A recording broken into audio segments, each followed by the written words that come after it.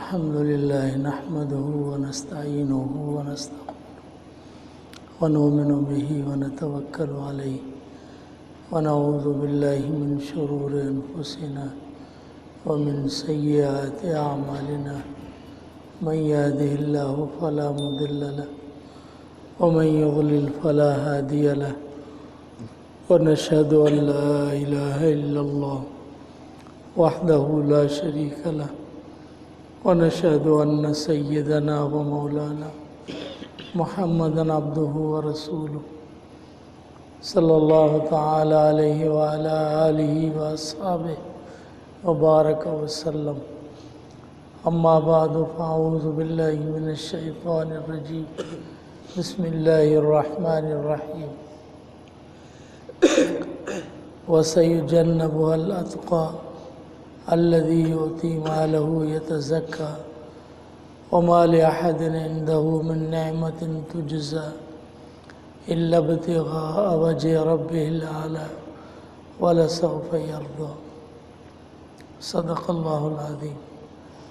اللهم صل وسلم وبارك على سيدنا ومولانا محمد وعلى آله وصحبه كما تحب وترضى عدد ما تحب وترضى. میرے محترم عزیزو، اللہ تعالیٰ نے ان آیات میں دو بندوں کا ذکر فرمایا، ایک اس سے پہلے اشقا کا اور ایک اس آیتوں کے اندر اتقا کا۔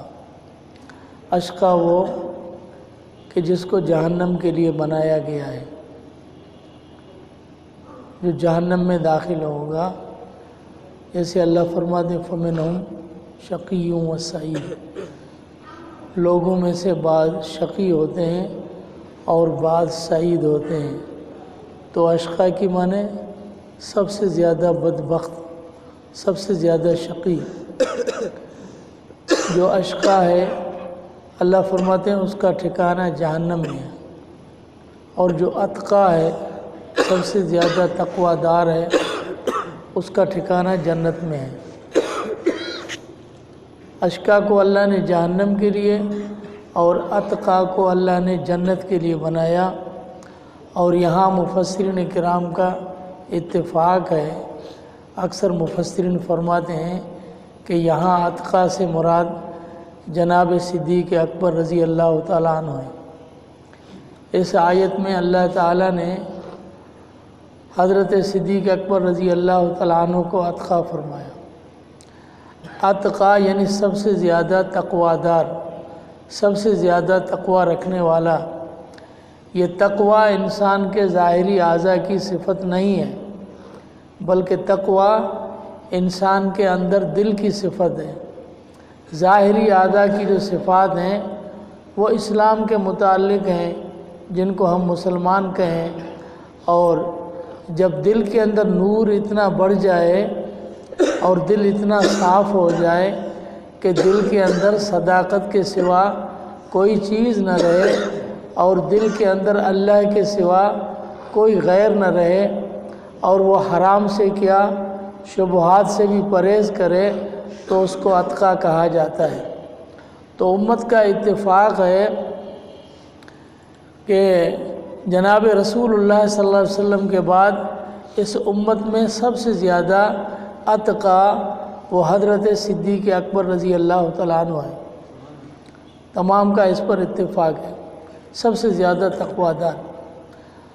اور جس کو صدیق کہا جاتا ہے تو کہتے ہیں کہ صدیق اس کو کہتے ہیں کہ جس کی زبان نے کبھی جھوٹ کو چکھا ہی نہ ہو،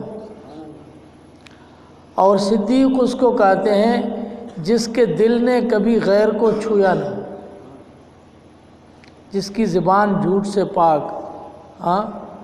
اور یہ صدیق جو ہے یہ صداقت کا سب سے اعلیٰ مرتبہ ہے۔ اللہ فرماتے ہیں والذی جاء بالصدق وصدق بہ اولئک ھم المتقون۔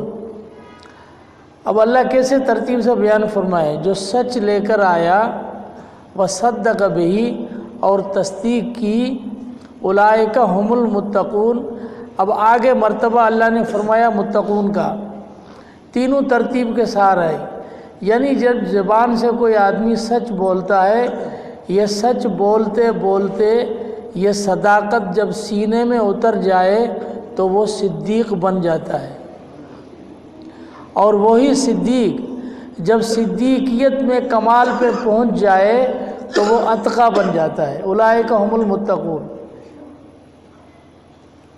تو یہ بھی کون ہے؟ مفسرین کرام فرماتے ہیں کہ والذی جاء بالصدق وصدق بہ، اس سے مراد بھی جناب صدیق اکبر رضی اللہ تعالیٰ عنہ۔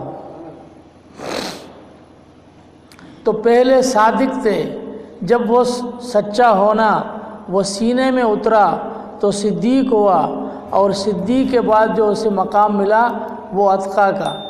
اور حدیث میں ہے کہ حضرت جناب صدیق اکبر رضی اللہ تعالیٰ عنہ کے پاس ایک غلام تھا، اس نے دعوت کی حضرت صدیق اکبر رضی اللہ تعالیٰ عنہ کی، یعنی تقویٰ کا مقام دیکھو، اس نے دعوت کی تو جناب صدیق اکبر رضی اللہ تعالیٰ وہ کھانا کھایا، اور پھر اس نے بتایا کہ حضرت میں جاہلیت کے زمانے میں جو کہانت کرتا تھا اور لوگوں کو پیشن گویاں اور جھوٹی باتیں بتلاتا تھا، ایک سچ اور 100 جھوٹ ملا کر، اور پھر لوگوں کو جو بتلاتا تھا، جو شیاطین کی طرف سے چوری کر کے زمین پر پہنچتے تھے اور پھر وہ کاہنین جو ہے وہ بتلاتے تھے، تو میں بھی اس طرح جاہلیت کے زمانے میں یہ کہانت کرتا تھا اور پیشن گویاں اور یہ چیزیں کرتا تھا اور لوگوں کو جھوٹ اور فریب میں مبتلا کرتا، تو اس سے مجھے یہ جو پیسے ملے ہیں وہ اس سے میں نے آپ کی دعوت کی ہے، یعنی کسی نے اس زمانے کی وہ رقم تھی وہ ابھی ادا کی ہے، تو اس سے میں نے آپ کی دعوت کی ہے۔ اسی وقت جناب صدیق اکبر رضی اللہ تعالیٰ عنہ نے اپنے منہ میں انگلیاں ڈالی اور وہ سارا کھانا قے کر دیا۔ اللہ تعالیٰ نے ان کے سینے کو اتنا پاک کیا ہوا تھا کہ ایک مشتبہ چیز وہ بھی سینے کے اندر برداشت کرنے کے لیے تیار نہیں، یہ ہے اتقی۔ تو اللہ جل شانہ جس کو اتقی فرمائیں، امت میں سب سے زیادہ اتقی ہونا یہی حضرت صدیق اکبر رضی اللہ تعالیٰ عنہ کے خلافت کی سب سے بڑی دلیل ہے۔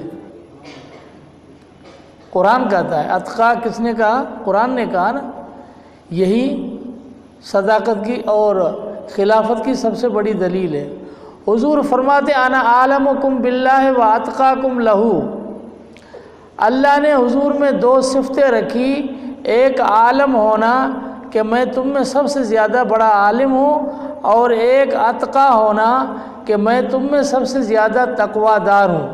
یہ 2 صفتیں ہیں، یہ دونوں صفتیں کامل طریقے پر امت میں سب سے پہلے جناب صدیق اکبر رضی اللہ تعالیٰ عنہ کی ذات میں تھی، کہ اتقی بھی صدیق اکبر تھے امت میں، اور عالم بھی۔ صحابہ کرام رضی اللہ تعالیٰ عنہ خود فرماتے ہیں وَكَانَ ابو بکر عالمنا، ہم میں سب سے بڑے عالم صدیق اکبر تھے۔ عالم بھی وہی تھے اور اتقی بھی وہی تھے۔ جب اللہ کے نبی عالم بھی تھے، اتقی بھی تھے، اس کے بعد امت میں عالم بھی صدیق اکبر، اتقی بھی صدیق اکبر، تو خلافت کس کی ہوئی؟ صدیق اکبر رضی اللہ تعالیٰ عنہ کی۔ ہاں، اور دوسری بات، جناب صدیق اکبر رضی اللہ تعالیٰ عنہ کی خلافت، یہ خلافت بھی میں کہتا ہوں، یہ خلافت بھی حضور کے ختم نبوت کی دلیل ہے۔ اللہ نے جب سے کائنات کو چلایا اور ابتدا کی، تو پہلے انسان کو اللہ نے فرمایا وَإِذْ قَالَ رَبُّكَ لِلْمَلَائِكَةِ إِنِّي جَاعِلٌ فِي الْأَرْضِ خلیفہ، میں زمین میں اپنا خلیفہ اور نائب بنا رہا ہوں۔ جناب آدم علیہ السلام خلیفہ تھے، اب وہ جو خلیفہ تھے وہ نبی بھی تھے، تو خلافت اور نبوت یہ دونوں سلسلے ساتھ آ رہے تھے۔ جو نبی تھا وہی اللہ کا خلیفہ تھا۔ حضرت آدم علیہ السلام نبی تھے، خلیفۃ اللہ فی الارض تھے۔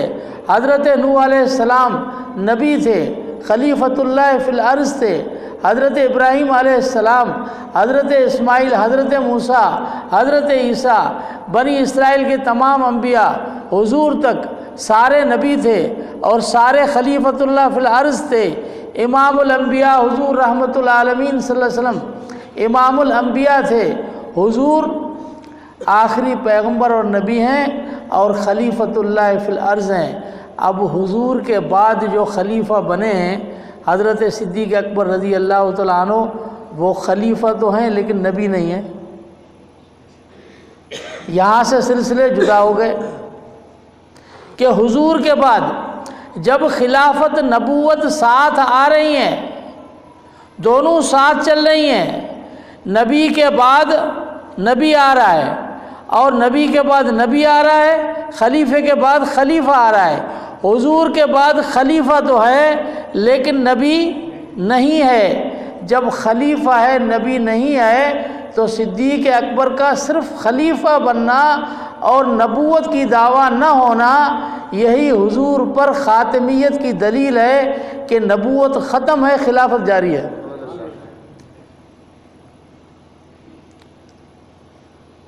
کہ نبوت کا سلسلہ ختم ہوا، اب خلافت چلے گی، اس لیے کہ حضور سے پہلے تو تمام انبیاء آئے، وہ تو خاتم، اور میں نے کہا حضور کے ایک ایک چیز کو دیکھو، قرآن کی ایک آیت دیکھو، حضور کے ختم نبوت کی دلیل ہے، ایک ایک چیز، ایک ایک آیت، اور حضور کی زندگی حضور کے ختم نبوت کی دلیل ہے۔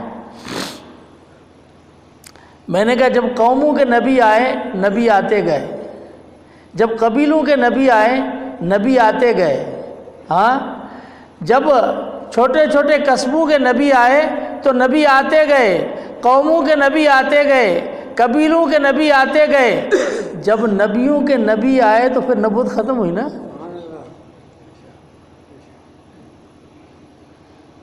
اس سے پہلے جتنے بھی نبی تھے، نبی الانبیاء کوئی نہیں تھا، وہ قوموں کے نبی تھے۔ قوموں کے نبی آتے رہے، نبوت چلتی رہی، قصبوں کے نبی آتے رہے، نبوت چلتی رہی، ہاں، قبائلوں کے نبی آتے رہے، نبوت چلتی رہی۔ جب تمام نبیوں کے نبی آ گئے تو خاتم النبیین ہو گئے۔ تو حضور فرماتے ہیں، علامہ سیوطی رحمہ اللہ نے حدیث نقل فرمائی کہ حضور رحمۃ العالمین صلی اللہ علیہ وسلم نے فرمایا، انا نبی الانبیاء، میں نبیوں کا نبی ہوں۔ جب نبیوں کے نبی آ گئے تو بات ہی ختم۔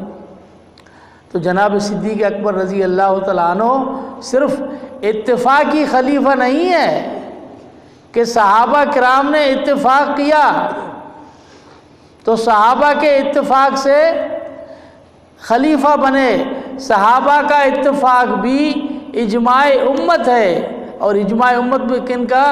جن کے بارے میں اللہ فرماتے ہیں اولئک هم الصادقون۔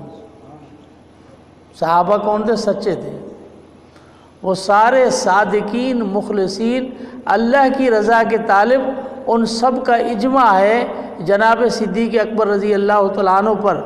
تو صحابہ نے جو اجماع کیا حضرت صدیق اکبر رضی اللہ تعالیٰ عنہ پر، وہ قرآن اور حضور کی زندگی کو دیکھ کر اجماع فرمایا کہ قرآن میں حضرت صدیق اکبر رضی اللہ تعالیٰ عنہ کو اللہ نے صادق کہا، صدیق کہا، حضور نے اس کو صادق فرمایا، صدیق کہا، قرآن نے حضرت صدیق اکبر رضی اللہ تعالیٰ عنہ کو حضور کا صاحب کہا، اذ ہما فی الغار کہا۔ جب یہ ساری چیزیں، ثانی اثنین کہا، جب قرآن اتنا کچھ بولتا ہے اور حضور کی زندگی ساری وہ سب کچھ زبان حال پر بولتی ہے کہ صدیق اکبر ہے، حتیٰ کہ یہاں تک کہ حضور کے پاس ایک بوڑھی عورت، یہ حدیث بخاری میں ہے، ہاں، بخاری شریف میں ہے کہ حضور کے پاس ایک بوڑھی عورت آئی، اس نے عرض کیا، یا رسول اللہ ان آتی کا فلم اجد کا، میں آپ کے پاس آؤں اور آپ نہ ہو تو میں کہاں جاؤں؟ اب اب یہ اشارہ کیا ہے؟ امام بخاری فرماتے ہیں اشارہ ہے کہ جب حضور دنیا سے پردہ کر چکے ہیں، جب دنیا سے رخصت ہو گئے، تشریف فرما گئے، اس سے اشارہ ہے کہ وہ کہتی ہے، اس کے الفاظ یہ تھے، اگر میں آؤں آپ کے پاس اور آپ کو نہ پاؤں تو میں کہاں جاؤں؟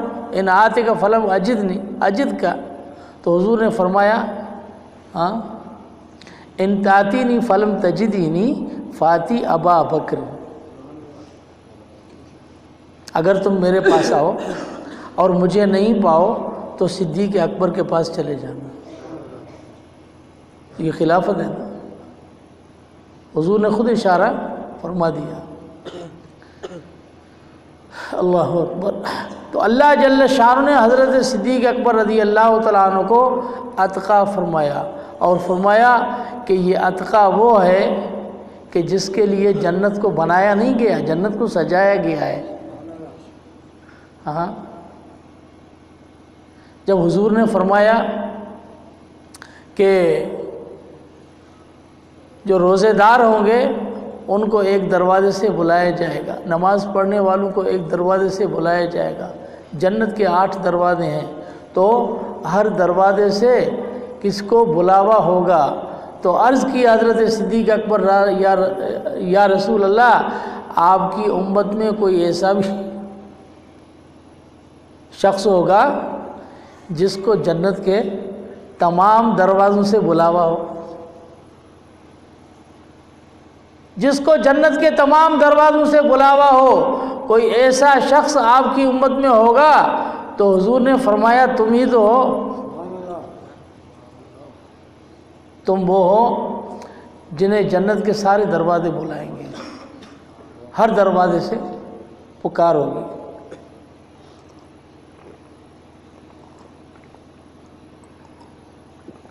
اس لیے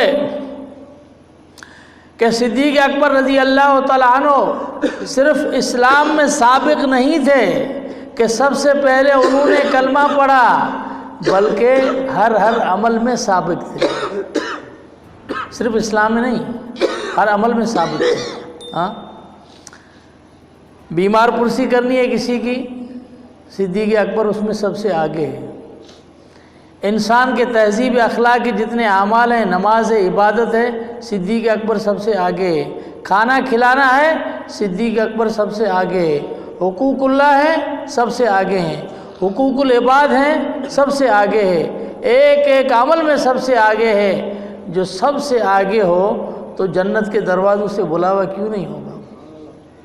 حضور ممبر پر تشریف فرما دے اور حضور نے فرمایا صحابہ کو مخاطب ہو کر، من اصبح منکم اليوم صائما، آج بتاؤ تم میں سے روزہ دار کون ہے؟ فقام ابو بکر فقال انا یا رسول اللہ، صدیق اکبر اٹھے، عرض کی یا رسول اللہ مجھے روزہ ہے۔ حضور نے فرمایا من اشبع منکم اليوم جائع، آج تم میں سے کس نے کسی بھوکے کو کھانا کھلایا ہے؟ فقام ابو بکر فقال انا یا رسول اللہ، صدیق اکبر اٹھے، عرض کی یا رسول اللہ میں نے بھوکے کو کھانا کھلایا۔ حضور نے فرمایا من عاد منکم اليوم مریضا، آج تم میں سے کس نے مریض کی عیادت کی ہے؟ فقام ابو بکر فقال انا یا رسول اللہ، صدیق اکبر اٹھے، عرض کی یا رسول اللہ میں نے بیمار پرسی کی ہے۔ حضور نے فرمایا من تبع منکم اليوم جنازہ، آج تم میں سے جنازے کے پیچھے کون گیا ہے؟ فقام ابو بکر فقال انا یا رسول اللہ، صدیق اکبر اٹھے، عرض کیا رسول اللہ میں جنازے کے پیچھے گیا ہوں۔ ایک ہی شخص ہے، روزے میں ہے، بھوکوں کو کھانا کھلا رہا ہے، جنازوں کے پیچھے جا رہا ہے، بیمار پرسیاں کر رہا ہے، حقوق العباد کو ادا کر رہا ہے، حقوق اللہ کو بھی ادا کر رہا ہے، یہ ایک ہی شخص ہے۔ تو جناب رسول اللہ صلی اللہ علیہ وسلم نے فرمایا مجتمعن فی مومن او قال فی مسلم الا وقد دخل الجنہ، یہ خصلتیں جب کسی کے اندر جمع ہو جائیں تو وہ جنتی ہے۔ تو وہ کون تھے؟ حضرت صدیق اکبر رضی اللہ تعالیٰ عنہ، الذی یؤتی مالہ یتزکیٰ وما لأحد عنده من نعمت تجزیٰ۔ اللہ فرماتے ہیں کہ صدیق اکبر رضی اللہ تعالیٰ عنہ نے جو کچھ اللہ کے راستے میں خرچ کیا اور جو کچھ بھی عمل کیا صرف اللہ کی رضا کے لیے کیا۔ ایک ہوتا ہے کہ آدمی کا کسی کے اوپر کوئی احسان ہوتا ہے، اس احسان کا بدلہ دیا جاتا ہے۔ اللہ فرماتے وَمَا لِأَحَدٍ عِندَهُ مِن نِعْمَةٍ تُجْزَىٰ إِلَّا ابْتِغَاءَ وَجْهِ رَبِّهِ الْأَعْلَىٰ۔ یہ مت سمجھو کہ صدیق اکبر رضی اللہ تعالیٰ عنہ نے جن کو اپنے مال سے غلامی سے نجات دلائی، آزاد کرایا، حضرت بلال اور دوسرے صحابہ اور صحابیات کو، وہ کوئی احسان کا بدلہ نہیں چکا رہے تھے، صرف میری رضا کی خاطر کر رہے تھے۔ اسی لیے حدیث میں علامہ آلوسی رحمہ اللہ نے لکھا کہ جناب رسول اللہ صلی اللہ علیہ وسلم فرماتے ہیں رحم اللہ ابا بکر، اللہ ابو بکر پہ رحم فرمائے، زوجنی بنتہ، جس نے اپنی بیٹی مجھے نکاح میں دی، وآتاک بلالا من مالہ، اور بلال کو اپنے مال سے آزاد کرایا، غلامی سے نجات دلائی، وَأَنفَقَ مَالَهُ فِي سَبِيلِ اللَّهِ، اور اپنا سارا مال اللہ کے راستے میں خرچ کیا۔ جب مطالبہ ہوا سب کچھ جمع پونجی سب حضور کے قدموں میں آ کے نچھاور کر دی اور رکھ دی۔ یہ تھے صدیق اکبر رضی اللہ تعالیٰ عنہ، جس کی گواہی حضور دے رہے ہیں اور جس کی گواہی رب العالمین خود دے رہے ہیں۔ إِلَّا ابْتِغَاءَ وَجْهِ رَبِّهِ الْأَعْلَىٰ، اللہ فرماتے جو کچھ بھی کیا وہ سب میری رضا کی خاطر کیا۔ وَلَسَوْفَ يَرْضَىٰ، اللہ فرماتے ہیں اب ایسے شخص سے میں راضی کیسے نہیں ہوں گا، ہاں میں تو اس سے راضی ہو جاؤں۔ وَلَسَوْفَ يَرْضَىٰ، ساری دنیا اس سے راضی نہ ہو لیکن میں اپنے محبوب کے محبوب سے راضی ہو جاؤں گا۔ حضور اللہ کے محبوب تھے اور صدیق اکبر حضور کے محبوب تھے، پیارے تھے، یار تھے، محبوب تھے، تو میں ان سے جب میں اپنے محبوب سے راضی ہوں اور اللہ نے صدیق اکبر کی رضا کو کہ میں ان سے راضی ہوں اور حضور کی رضا کو اللہ نے ان دونوں یاروں کی رضا کو اللہ نے دونوں صورتوں میں جمع کر دیا، ایک کو واللیل میں اور دوسری کو سورہ والضحیٰ میں۔ وَلَسَوْفَ يُعْطِيكَ رَبُّكَ فَتَرْضَىٰ، ہاں اللہ نے دونوں کو کی رضا کو صورتوں میں جمع کر دیا، ہاں یہ بھی ساتھ ہے۔ تو جب اللہ راضی ہے، اور بعض نے کہا وَلَسَوْفَ يَرْضَىٰ کا مطلب یہ ہے کہ عنقریب صدیق اکبر بھی راضی ہو جائے گا کہ میں انہیں اتنی نعمتیں ان کے اسلام اور دین پر خرچ کرنے کے عوض اتنا کچھ عطا کروں گا کہ صدیق اکبر راضی ہوگا، اور صدیق اکبر راضی ہو گیا، صدیق اکبر راضی ہو گیا، اس لیے کہ صدیق کو جو چیز چاہیے تھی وہ اسے مل گئی۔ ہاں صدیق کو کیا چاہیے تھی؟ صدیق کو صرف حضور کی رفاقت چاہیے کہ میرے محبوب میرے ساتھ ہوں، ہاں تو ہر دم ساتھ رہے۔ کوئی ایسی دعا کر دی کہ مجلس میں بھی ساتھ رہے، بہت بڑا سب سے مقدس سفر ہجرت والا اس میں بھی رفاقت رہی، ساتھ رہے، مدینے میں ساتھ رہے، مکے میں بھی ساتھ رہے، ہاں سفر حضر میں ساتھ رہے، اور پھر اللہ تعالیٰ نے صدیق اکبر کی کوئی ایسا ہی دعا قبول کر لی رفاقت والی کہ دنیا میں جانے کے بعد بھی ہمیشہ ہمیشہ ساتھ ہیں، کوئی ساتھ کو توڑ نہیں سکتا، نہ زندگی میں کوئی توڑ سکا، نہ دنیا سے جانے کے بعد کوئی توڑ سکتا ہے، یہ ایسا ساتھ ہے۔ ہاں اللہ تعالیٰ ہمیں صحابہ کرام کی عظمت سمجھنے کی توفیق عطا فرمائے۔ آخر دعوانا الحمدللہ رب العالمین، اللہم صلی وسلم ربنا اغفر لنا ذنوبنا وإسرافنا إلا بالله العظيم الجزاء صلى الله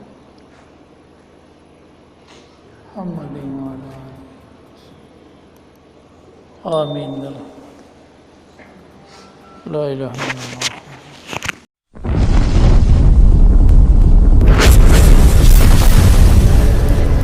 Subscribe my YouTube channel.